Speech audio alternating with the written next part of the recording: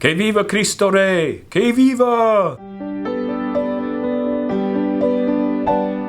In 1917, the Mexican government issued a new constitution known as the Calles Laws that deeply persecuted any Catholics. And because their persecution was so terrible, they threatened to hurt all the Mexican Catholics, so much so that the church hierarchy shut down the churches because they were kind of in a headlock with the Mexican government, knowing that the Mexican people would have underground churches and that they would not buckle under. That's exactly what happened. Not only that, but 32 Mexican martyrs became saints, and another 18 became blessed, and a whole bunch more holy men and women are up for the cause of sanctity in Mexico because of that time of persecution. This, I don't know how it can't remind you of COVID, where the churches were shut down and where the normal structures that we would like to rely upon weren't there.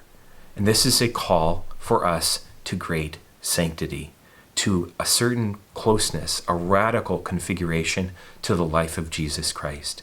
This is what happens every time that there's some kind of pressure or some kind of persecution put on Christians. They always rise to the occasion, and the Holy Spirit brings about saints for our time. Back in that time, I just want to talk about one saint in particular that inspired most of the Cristeros fighters, those who fought the government at that time with the Mexican Revolution. They were inspired by a 15-year-old by the name of Jose Sanchez del Rio, and he was a 15-year-old of great zeal. They were persecuting him, and they even sent his mother in to try to plead with him to say, "No, son, I want you to live. Please, just, fake it. Just fake that you're doing what they say." And he said, "I cannot abandon Christ and his Holy Mother." And every time they wanted him to spit on a crucifix or trample an image of Our Lady of Guadalupe, he would shout, "Viva Cristo Rey, la Virgen de Guadalupe!" And they would march him about a block down the street and ask him to deny God. And they would cut his feet and burn his feet, and they would do all sorts of tortures until they marched him right up to his graveside where his mother was weeping, and made him look at his mother and say one last time.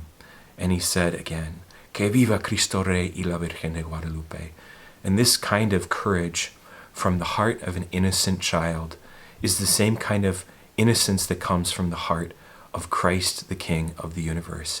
His love for you, his awesome, holy love for you is what should give you the courage that you need to cling to him, to not worry about the government or even the church hierarchy, to worry about what they are doing, but to focus on Jesus Christ and let Jesus be the one to guide you, to strengthen you, and to call you to holiness.